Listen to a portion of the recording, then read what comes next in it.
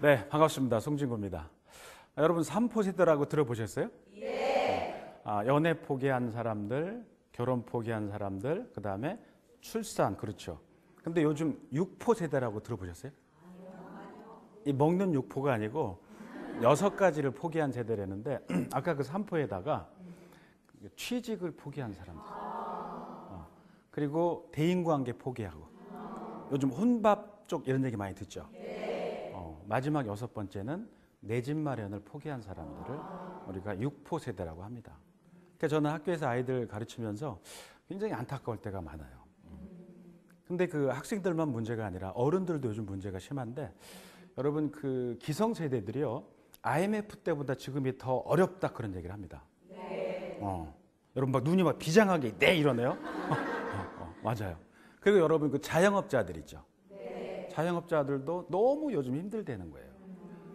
그래서 저는 다양한 세대들과 그 직장이나 기업들을 다니면서 강의를 하는데, 제가 이렇게 사적으로 만난 사람들 중에 요즘 괜찮아 이런 분을 요즘 본 적이 없어요. 그래서 저는 오늘 강의를 준비하면서 그러면 이 뭔가 우리가 도전을 안 한다는 얘기는 미래를 포기한다는 얘기가 똑같은 얘기거든요. 특히 우리 젊은 친구들이 그러면 더 문제가 심각하죠.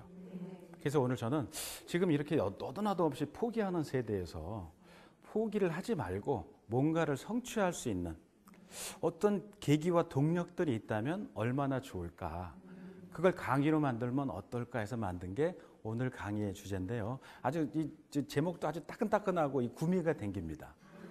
오늘 주제는 어떻게 하면 내가 원하는 것을 얻을 수 있을까. 기대되지 않아요? 네. 기대되죠. 그래서 오늘 제 강의는 여러분도 마찬가지일 텐데 사람들은 원하는 게 다릅니다. 다른데 그 원하는 것들을 성취하는 방법도 역시 달라요. 그래서 오늘 제가 그 얘기를 중심으로 말씀을 드릴 거니까 오늘 여러분 제 얘기를 듣고 돌아가셔서 자녀분들한테 이 얘기를 꼭 전해주실 것을 부탁을 드립니다.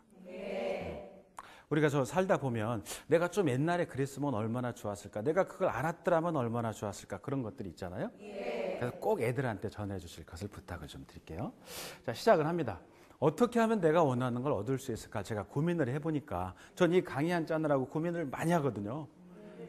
강의안이 하나 새로 나오려면 책을 수십 권 정도를 읽어야 돼요. 뭐 논문도 뒤지고. 그래서 제가 매년 연간 한 2편이나 3편 정도의 강의가 새로 나오는데, 이걸 찾으면서 어떻게 하면 내가 원하는 걸 얻을 수 있을까를 고민하다가 첫 번째 찾은 게 뭐냐면, 네가 진짜로 원하는 게 뭔지를 선택하는 거예요. 네가 원하는 게 뭐야? 그러니까 원하는 거를 명확하게 하지 않으면 내가 뭘 원하는지 모르잖아요. 그죠? 그래서 여러분들도 여러분이 원하는 게 뭔지를 찾는 게 첫 번째입니다. 내가 진짜로 원하는 게 뭘까? 그런 거예요. 자, 여러분 지금 여러분 살면서 여러분이 원하는 게 뭐가 있을까요? 맞아요. 돈. 또 명품백. 명품백은 돈으로 해결됩니다. 또 집. 뭐 이런 많은 것들이죠. 그래서 제가 여쭤보면 통상적으로 첫 번째가 돈을 얘기합니다. 너도 나도 다 돈을 얘기해. 돈은 굉장히 중요한 겁니다. 돈은 굉장히 필요한 거고요. 그죠? 근데 여러분, 이 부자가 되는 데는 3가지 방법이 있다 그래요. 부자 부모를 만나는 거예요. 우리가 흔히 말하는 요즘 막 금수저 이런 얘기 하잖아요. 이런 경우 부자가 되는 첫 번째는 부자 부모를 만나는 겁니다. 두 번째는 뭘까요? 부자 친구가 돈을 줘요? 로또 아니야. 그렇죠, 맞아. 부자 배우자를 만나는 거예요. 혹시 부자 배우자 만나신 거 아니에요? 자, 3번째는 뭘까요? 그렇죠. 내가 노력해서 부자가 되는 거예요.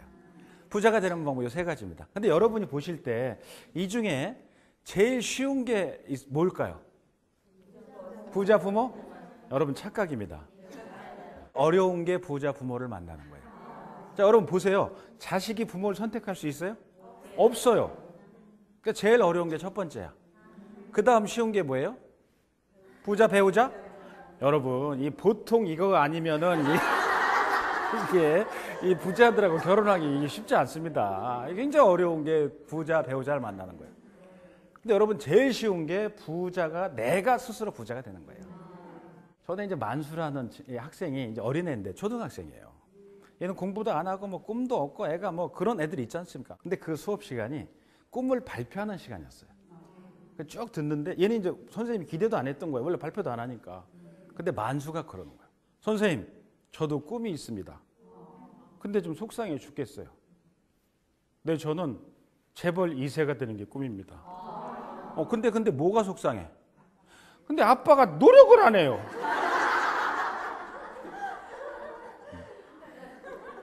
뭔 얘기인지 모르시는 것 같은데 지금? 아세요? 아빠가 노력을 안 한다는 거야. 그러니까 부자 부모, 아빠가 부자가 되면 내가 당연히 부자가 되는데 요즘 이게 사실 굉장히 의지가 심합니다. 이거는 아마 안 되는 거죠. 부자는 내가 되는 게 가장 빠르고 쉬운 거예요.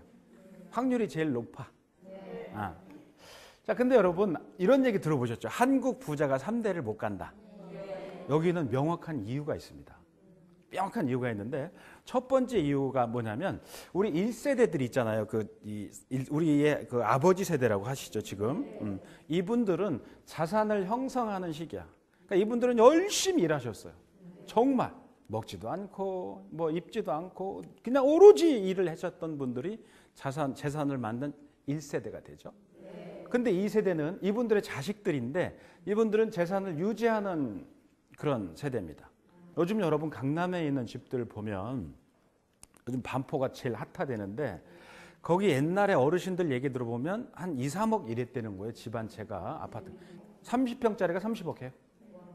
그러니까 이 세대들은 아버지로부터 부자니까 아버지가 집 사주고 차 사주고 그럴 때 그걸 잘 관리는 했어요.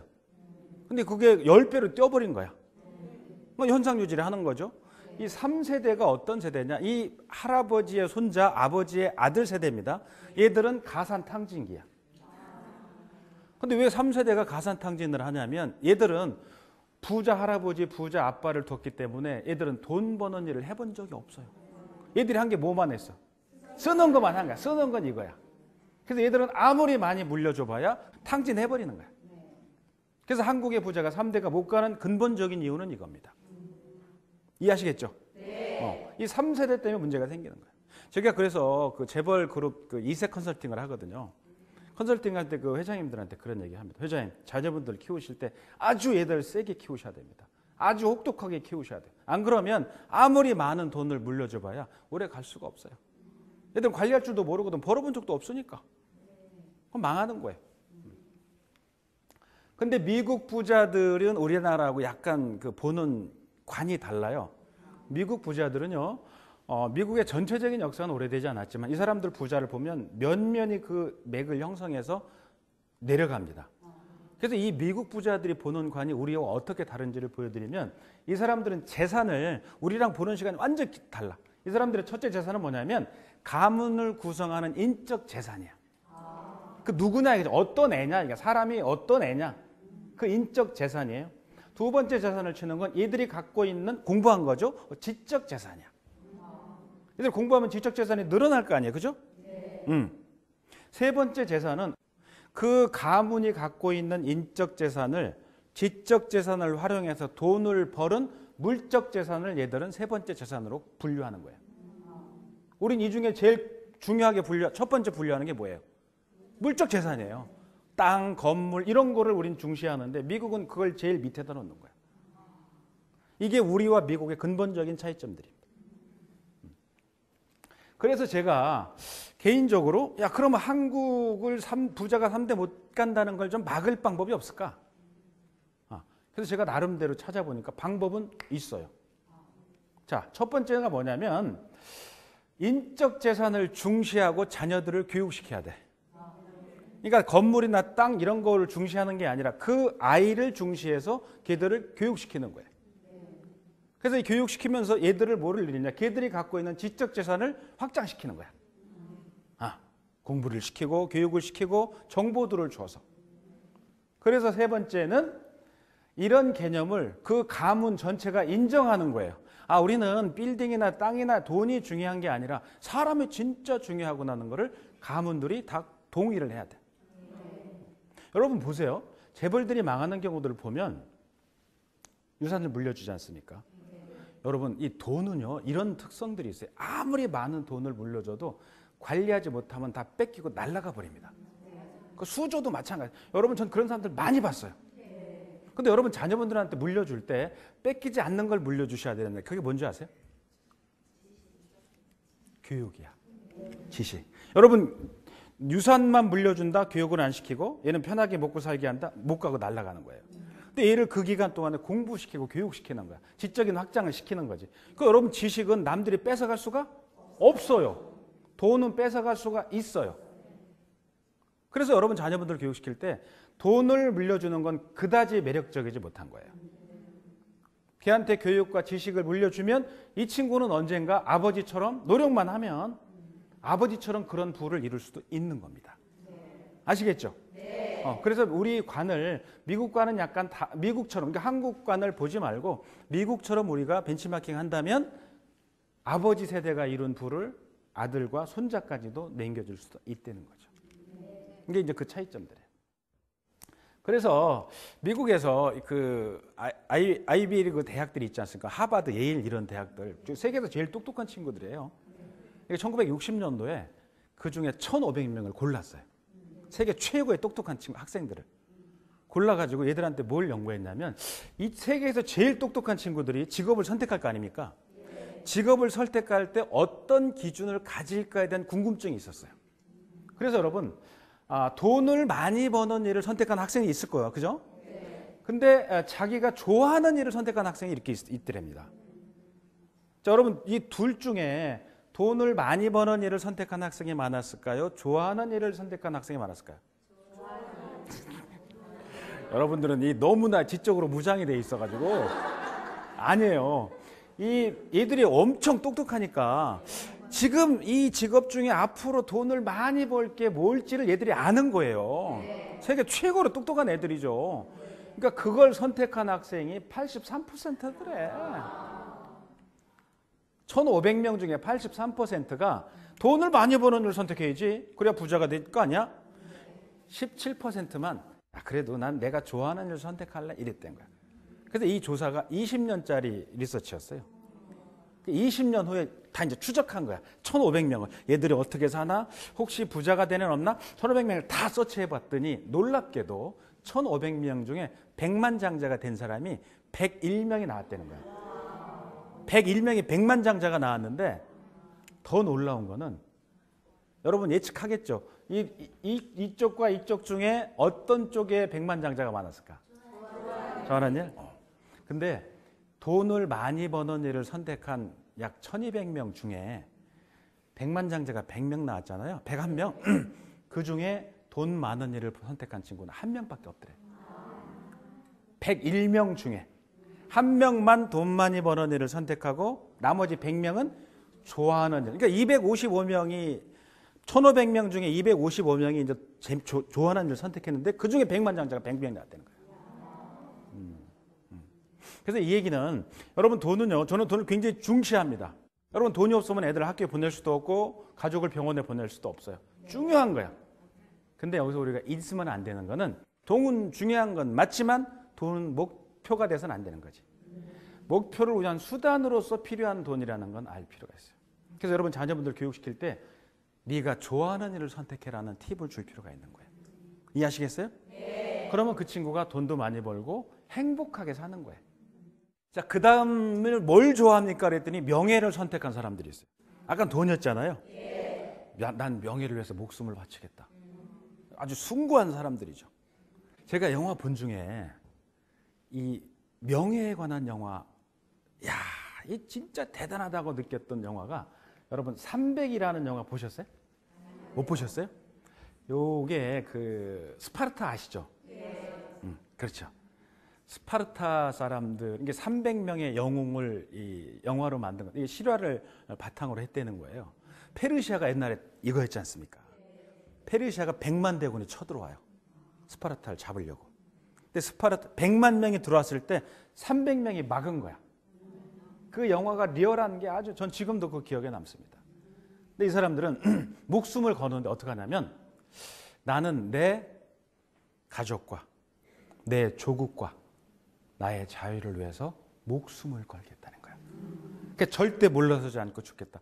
물론 그 영화의 끝은 300명은 다 이제 죽죠. 근데 그게 그 오랜 시간 동안 우리 뇌리 속에 있는 거는 야, 저 사람들은 명예롭게 죽었다. 그래서 우리 뇌리 속에 있는 것들이에요. 그 다음에 어떤 사람들은 나 명예 필요 없어. 돈 필요 없어. 난 권력이면 돼. 이런 사람이 있어요. 권력을 위해서 목숨을 거는 사람들도 있죠.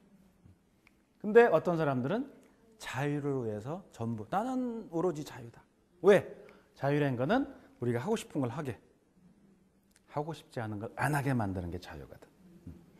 이 장면이 제가 전에 산티아고 갔을 때 찍은 그 사진이었는데 다큐를 찍으러 갔어요. 30일 동안 800km를 걷다가 제가 아주 죽는 줄 알았습니다. 그런 사진이었는데 자유라는 건 그래요. 내가 하고 싶을 땐 하고 하기 싫으면 안 할 수 있게 만드는 게 자유인데, 저한테 송 교수 당신은 돈과 권력과 명예와 자유 중에 뭘 선택하겠어? 그럼 저는 거침없이 자유를 선택할 것 같아요. 전 권력욕이 전 빵입니다. 제로야, 제로. 명예욕도 없고 저는 자유로운 삶. 근데 이게요, 여러분, 이 욕구라는 거는 변한다는 데 문제가 있어요. 이걸 이제 메슬로의 욕구 5단계라고 하는데, 처음에는 난 잘 사는 거 필요 없어. 난 그냥 먹고 살만 하면 돼. 이런 욕구가 있어요. 그 다음에 따지는 게 집 평수, 차 종류 이런 거 따져요.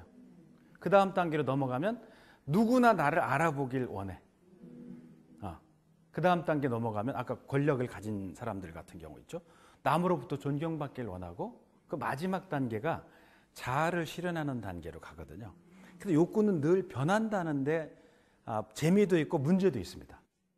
그래서 여러분이 이 진짜 원하는 걸 찾을 때 조심해야 되는 게, 내가 나중에 나이가 먹어서 인생을 쫙 돌아보는 거면, 과거를 돌아봤더니 내가 20살 때, 30살 때, 40살 때, 50살 때, 야, 내가 그때 그 목표를 잡았던 게 과연 잘했던 일이냐?